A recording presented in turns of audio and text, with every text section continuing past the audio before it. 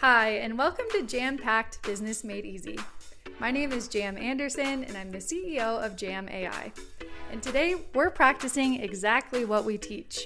You're about to listen to a podcast that's truly automated with our AI hosts, who are now our new friends. We also would like to invite you to listen to our podcasts that come out every Friday, where Flora is interviewing entrepreneurs just like you. We're exploring authentic challenges and discovering practical solutions together. Speaking of community, if you're looking for a community, you can find us on the School platform. Just search for the #1 community for entrepreneurs. All right, let's dive in.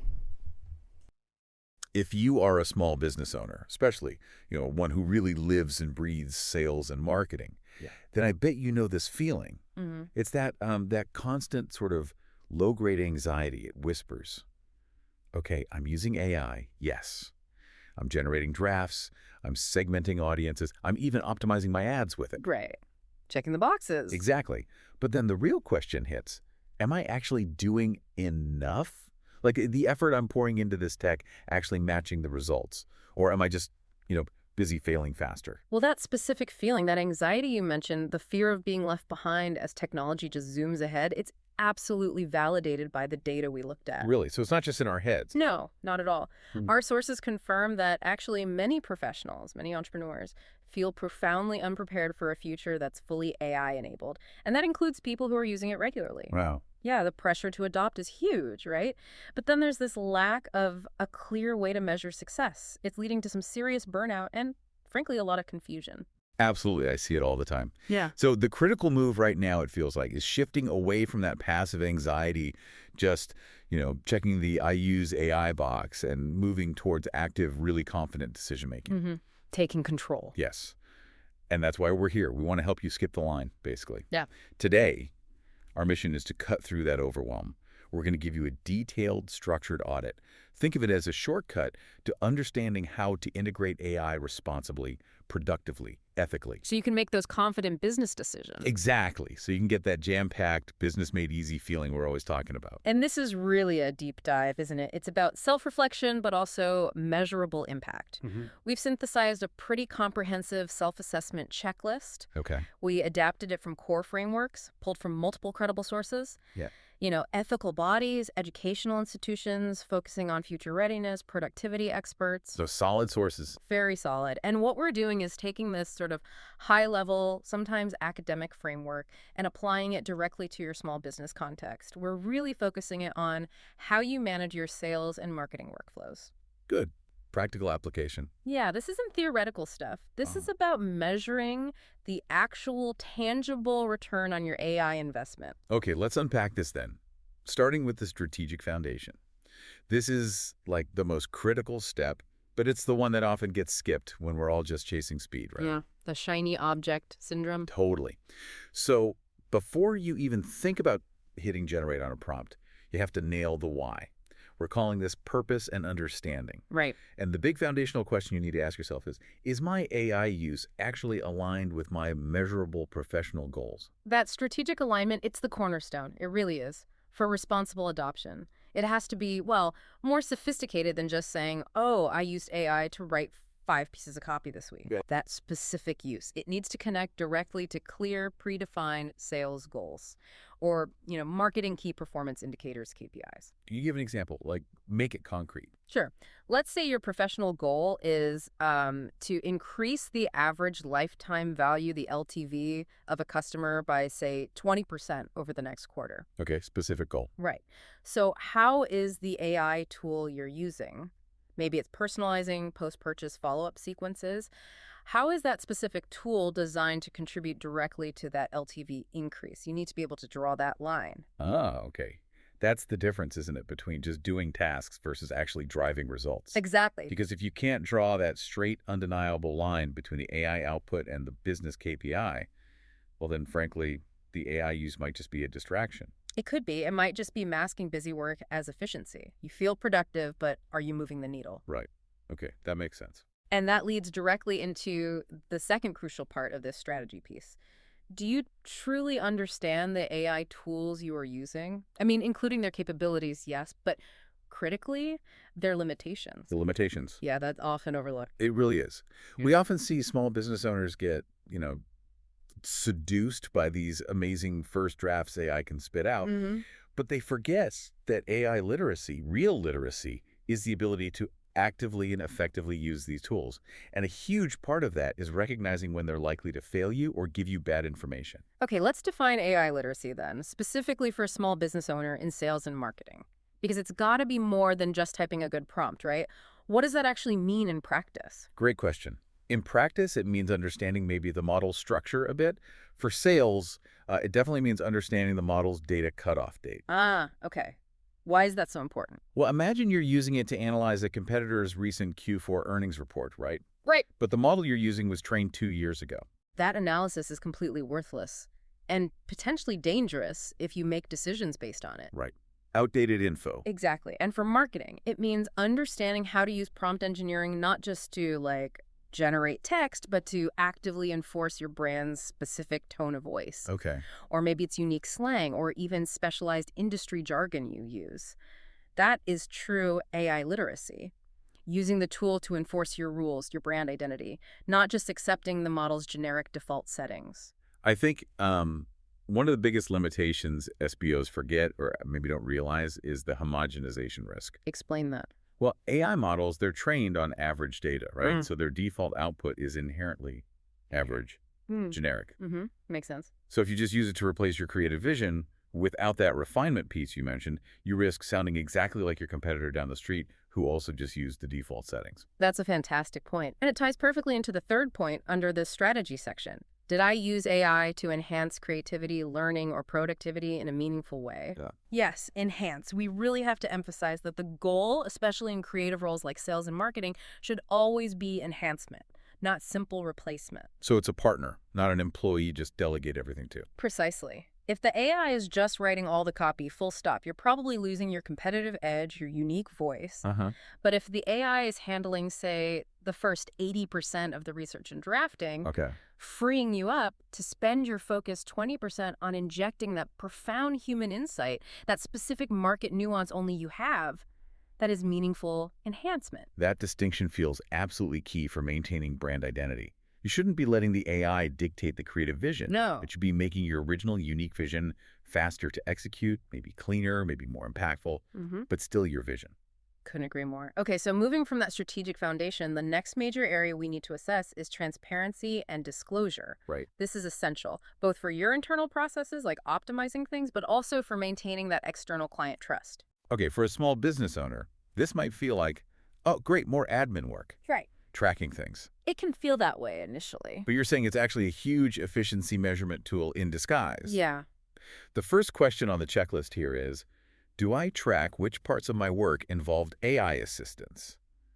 Why is this internal tracking so crucial? It's absolutely necessary for objective impact measurement and, frankly, for cost justification. The money part. The money part. Imagine you spent, say, 3 months integrating some expensive AI content generation suite into your workflow. Okay. If you don't specifically track the time savings on, let's say, drafting email sequences using the AI versus how long it took your team member before, how can you definitively tell your CFO or even just yourself that the $500 monthly subscription is actually justified? Good point. Yeah. You need the data. You need the data. Tracking is essential for that internal auditing, for measuring efficiency gains. We'd recommend using dedicated internal tags, maybe in your project management software, or even just a simple tracking sheet noting the task, the estimated human time, and the actual AI-assisted time. The moment you start tracking which AI tool provided which piece of copy, you can also start tracking where the failures happened. Oh, that's smart. Where did the AI give you unusable output that actually wasted your time? And that data lets you optimize your prompt strategy going forward. Exactly. Learning from the misses, not just the hits. Oh, wow. Okay, so the second question under transparency deals more with external relations. Have I disclosed my AI use where relevant? Where relevant? What does that mean in practice? It's particularly relevant in, say, client-facing settings or maybe collaborations where your brand authenticity really matters. Right. Think about it.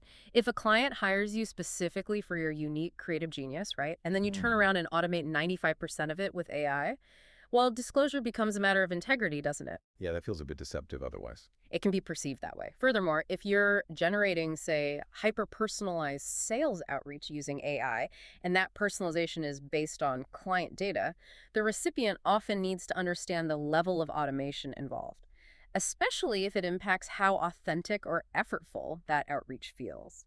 Okay, so section 1 is really about setting the stage strategically. Hmm. Know why you're using AI, rigorously understand its flaws, not just its strengths, and then track its involvement meticulously so you can actually measure the impact later on. You got it. That's the foundation. Okay. All right, so once that strategic foundation is solidly in place, we move into the actual quality control audit. Okay, the QC check. Exactly. This section really focuses on ensuring that any AI-generated content maintains your unique voice as a small business owner, maintains factual accuracy, and crucially, maintains brand trust. These are the non-negotiables, right? They're what truly differentiate your business in a crowded marketplace. This feels important. It starts with originality and integrity. And the first question here, it requires a pretty challenging gut check, especially for the time-strapped entrepreneur. It asks, have I avoided over-reliance on AI for tasks that require independent thought? Now, let me just throw a wrench in here for a second. Wow, for it. For many SBOs, maybe listening right now, that independent thought time, that's the first thing that gets jettisoned when time is tight and deadlines are looming. Isn't AI replacement sometimes the only viable option when your capacity is literally zero? That's a really crucial point, and it's a fair challenge, but we Okay. have to define what we mean by independent thought in this context. Okay. It doesn't necessarily mean writing every single word from scratch, starting with a blank page. It means providing the unique synthesis, the perspective, the angle that only you, with your specific experience and brand knowledge, can offer. So it's about the value add. Exactly. If you ask an AI to generate, say, 10 social media captions based on some trending topic, and you just copy paste and use all 10 verbatim, you are effectively outsourcing your unique brand voice. You're just joining the sea of generic, homogenized content out there. That kind of over-reliance erodes the very authenticity you're probably trying to sell in the first place. Okay, so the line is drawn when the AI output becomes the final output, unchanged, instead of being treated as the first draft. That's a great way to put it. Yeah. Exactly. The goal should be integration. So the next question is, am I integrating AI-generated content with my own ideas and critical thinking? Right. AI should handle the tedious, heavy lifting, maybe like structuring a lengthy email sequence or brainstorming 50 different headline variations or analyzing a big chunk of market data. The grunt work. The grunt work, yes.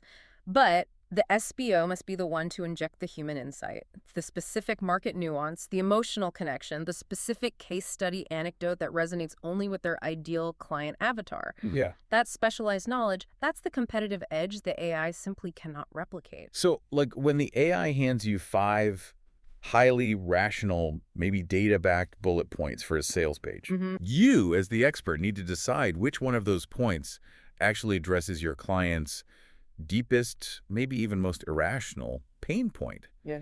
And then you rewrite that point with the emotional punch only a human, only you can deliver. Beautifully put. The AI provides the ingredients. You are the chef. And the chef's touch is what defines the quality, the final dish. Got it. Okay. And this section, this quality control section, includes a really crucial ethical boundary we just cannot ignore. Okay. Do I check that AI use does not violate ethical guidelines or intellectual property rights? I mean, for a small business, IP infringement, even if it's accidental, it can lead to devastating legal costs, not to mention reputational damage. Okay, let's get specific here for sales and marketing folks. Where are SBOs most vulnerable to accidentally tripping over these IP or ethical lines when using AI? Good question. I'd say the primary vulnerability right now probably lies in image generation and maybe data scraping. Images, yeah. Yeah, everyone's using those tools now. Exactly. If you're using a generative AI tool to create your marketing visuals, you absolutely must understand that tool's terms of service, specifically regarding commercial use and ownership of the output. Because some don't allow commercial use, or the ownership is murky. Precisely. Relying on output from a model that might have been trained on unvetted, potentially copyrighted data, that exposes your business to significant risk. Okay. What about data scraping? Similarly, if you're using AI tools to analyze competitive market data or maybe scrape prospect information from websites or social media, you have to ensure that use adheres strictly to the platform's terms of service and also regional data compliance laws. Think GDPR, CCPA. We'll touch on this more in Section 3, but it's a non-negotiable step for business integrity. You can't cut corners here. Right. Avoiding legal trouble is paramount. So that's the protective boundary legally. And the next boundary seems to be about protecting your reputation, which brings us to the fourth item on this quality checklist, critical evaluation. This feels like the moment of truth for accuracy. It really is. The question is, do I critically assess AI outputs for accuracy, bias, and relevance? We have to stress this point again and again. AI is an incredibly powerful tool, yes, but it is not infallible. It makes mistakes. It makes mistakes, sometimes confidently. It can be a highly articulate confabulator. It makes things up sometimes, but sounds very convincing. Yeah, we've seen that. So the final responsibility for any factual claims in your marketing materials, on your pricing pages, in your sales scripts, any data-driven pitches you make, that responsibility rests entirely with you, the business owner. Okay, so for everyone listening, internalize this. Fact-checking is not optional. It's mandatory. If you're generating a market analysis for a big pitch or providing detailed product specifications or citing some recent industry statistic in an ad, every single one of those data points needs rigorous human verification against the original source. Absolutely. You cannot just shrug and blame the algorithm if your ad copy contains a factual error that ends up damaging client trust or gets you in legal hot water. Yeah, couldn't have said it better. Furthermore, beyond just factual accuracy, we also have to assess for bias and relevance. And this is where some specific failures of large language models, LLMs, can really manifest in marketing content. How so? Where does bias show up? Well, biases often appear as maybe culturally generalized language that doesn't fit your specific audience, or default gendered phrasing in things like job descriptions you generate, or sometimes just a complete lack of relevance to diverse or niche market segments you're trying to reach. Because the AI gives you the average answer. Exactly. It defaults to the average, the common denominator in its training data. If your target audience isn't average, then that content is likely going to fail to connect. It might even alienate them. Okay, that leads perfectly into the final element of this quality control section. Do I refine AI suggestions based on my knowledge and context? Yes. Because if the AI generates content that's, let's say, factually correct, but it completely misses the emotional resonance or the specific cultural nuance needed for your target market, well, you haven't just used AI poorly. You've basically wasted your time and potentially pushed your audience away. That refinement process, that's where the real value creation happens. The AI provides a generalized starting point, maybe a decent B- draft. Right. Your specialized market knowledge, your deep understanding of your customer's context, your expertise, that's what turns a decent suggestion into a truly competitive A+ piece of marketing. And this is why prompt iteration is such a key skill, isn't it? Absolutely. It's not just about asking the question once. It's about refining the prompt based on what the AI got wrong the first time, using your human insight to actively course correct the machine until it gives you something truly useful. Okay, so Section 2 is like the protective shield for your brand, ensuring quality control, guarding your unique identity and your reputation against that tendency toward just generic, easy automation. Well summarized. It's the integrity check. Yeah. All right, now we need to shift focus a bit. We've talked about strategy and content quality. Now let's get into practical sustainability and managing operational risk. Okay, the practical stuff. Yes. And we begin with arguably the highest risk area for many SBOs, especially those handling sensitive data, data privacy and security. Yeah, this one keeps people up at night. It should, because for small businesses, especially those dealing with client lists, maybe competitive strategies, proprietary formulas or code, the consequences of a data breach can be truly existential. And the mistake, I think, many SBOs make, maybe without even realizing it, is treating these public LLMs, like the free version of ChatGPT or others, like they're a secure internal server. That's the danger. They forget that when they input their proprietary information or confidential client data into a public model, they are essentially feeding that model's future training data. Is that right? In many cases, yes. That's why the checklist question is so direct. Am I careful not to share sensitive personal or proprietary information with AI tools unless I am absolutely certain they are secure and appropriate for that kind of data? This is a huge compliance issue, isn't it? And a client trust issue. Massive on both counts. Let's make this really concrete. Yeah. We are talking about the risk of feeding confidential sales data, like maybe your unique competitive pricing matrices that took you years to develop. Okay. Or maybe the draft language for a new patent you haven't filed yet for a revolutionary product, or detailed client health information if you're a coach, or financial data if you're an advisor.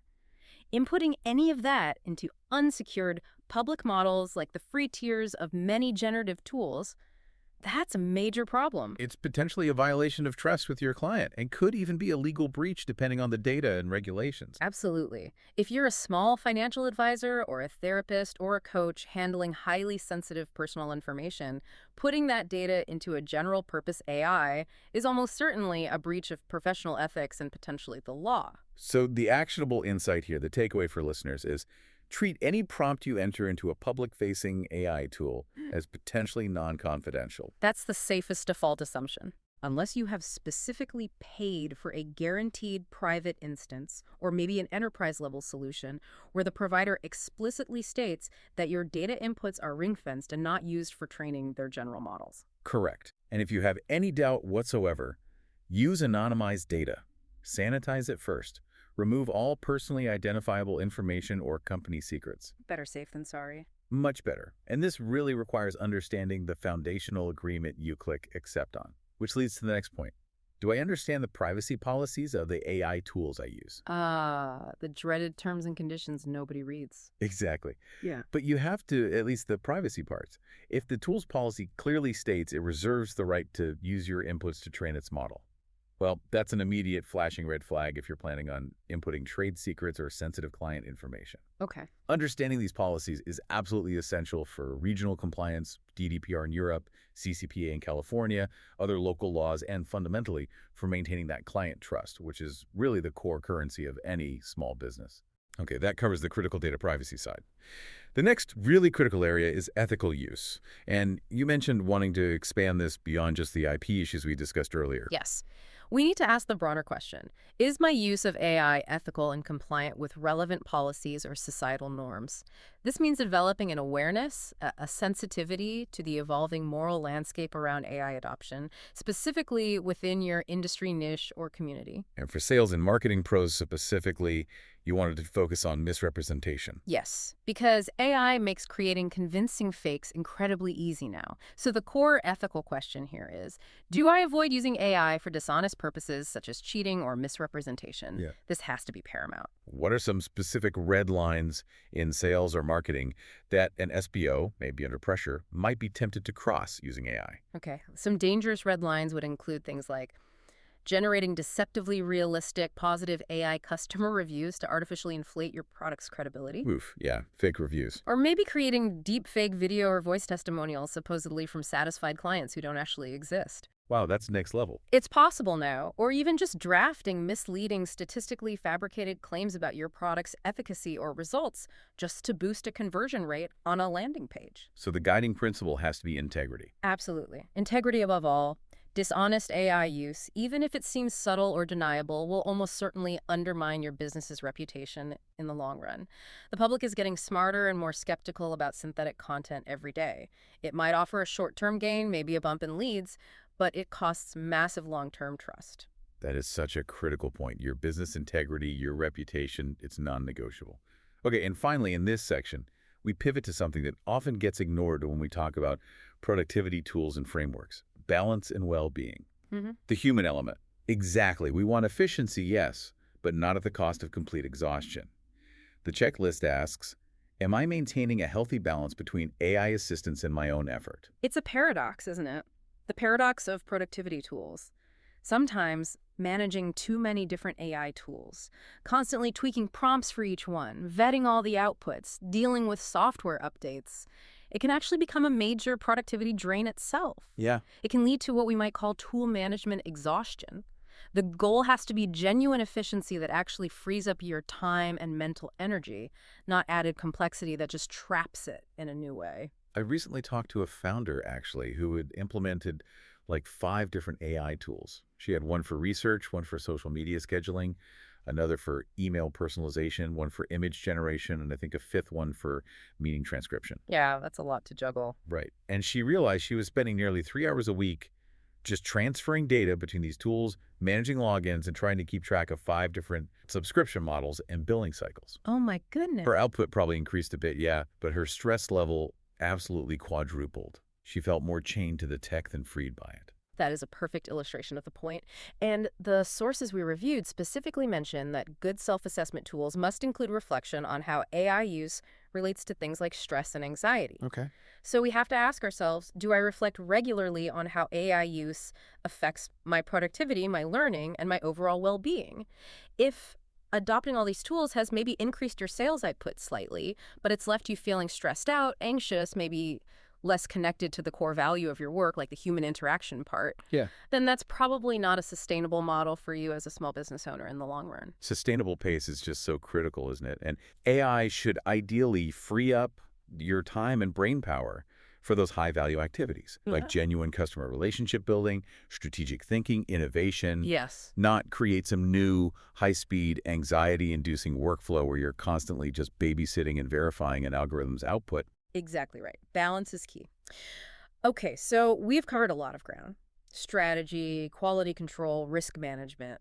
Now we finally get to address the core question that probably brought many listeners here today. That nagging feeling of, am I actually doing enough with AI? Right. The big question. Yeah. How do we answer it? We start with the final checklist item, which is all about impact measurement. Okay. And the key here is we need to fundamentally shift the focus. Move away from looking at the input like how many AI tools are you subscribed to or how many prompts did you write this week? Yeah, vanity metrics sometimes. Exactly. We need to shift the focus entirely to the output, the results. So the question becomes, have I identified specific personal or professional outcomes that have been clearly influenced by my AI use? So it requires quantifiable direct evidence. Proof that your investment in AI, time, money, effort is actually paying off in areas that matter to your bottom line. Precisely. This means you have to connect the AI use all the way back to those specific measurable sales KPIs or marketing goals that we talked about way back in section 1. Okay, tying it all together. Yes. It's not enough to just say, oh, I used AI to write 5 email subject lines. You must be able to know. Did the AI-generated email subject lines, when you A/B tested them against your human written control group, actually increase your open rates by, say, 3%? Right, measurable lift. Or did the AI-drafted first-line responses you implemented in customer service actually cut your average resolution time by 15%? You have to try and isolate the variable as much as possible to see the true impact. Exactly. And the final question related to this is, do I measure improvements or challenges linked to AI use over time, not just a one-off check? Crucial point. Consistent monitoring over time allows you, the SBO, to identify which specific AI applications are truly moving the needle for your business, and frankly, which ones are just novelty items or time sinks. And that's what moves AI from being just a tactical toy everyone's playing with to becoming a genuine strategic asset for the business. Perfectly said. And this brings us neatly to the productivity measurement frameworks. These frameworks provide the real, ideally data-driven answer to that question, am I doing enough? Okay. And the sources we looked at really suggest taking a holistic view here. It's not just about evaluating the tool use itself in isolation. Right. It's about understanding the impact AI has on your broader workflows and your overall business goals. That sounds great in theory. But how does a busy small business owner actually do this isolation? Can we break down some specific KPI examples that someone could track? Absolutely. Let's make it practical. Businesses need to link their AI goals directly to the desired business outcomes and then select specific key performance indicators, KPIs, to monitor progress and adjust their strategy as needed. Yep. Let's look at maybe 3 common SBO goals where AI is often applied. Go for it. Okay, first, if your AI goal is purely about content generation speed, your KPI shouldn't just be number of blog posts written, it should be volume increase. Yes, more posts. And togetically, time saved per unit of content created. Okay. Efficiency metric. Right. Second, if your AI goal is maybe better lead qualification in your sales process, your KPI needs to be something like the conversion rate comparison between the AI qualified leads versus your manually qualified leads, or maybe the reduction in the average sales cycle length for deals touched by the AI qualification. Okay, measuring impact on the funnel. Exactly. And third, if your AI goal is achieving more efficiency in your digital advertising, your key KPI must be the cost per acquisition CPA reduction you achieve via AI-optimized ad targeting or copy, not just the raw number of ad variations the AI generated. That shift is so crucial. It's about outcomes, not just activity. Outcomes over activity. And we really must combine both quantitative and qualitative metrics to get the full, accurate picture of effectiveness. Okay, explain that difference. Well, the quantitative metrics are usually the easier ones to track, right? Things like task completion speed, maybe time spent on prospecting reduced, or a clear reduction in administrative overhead costs. Hard numbers. But the qualitative assessments are arguably even more crucial for long-term success in sales and marketing.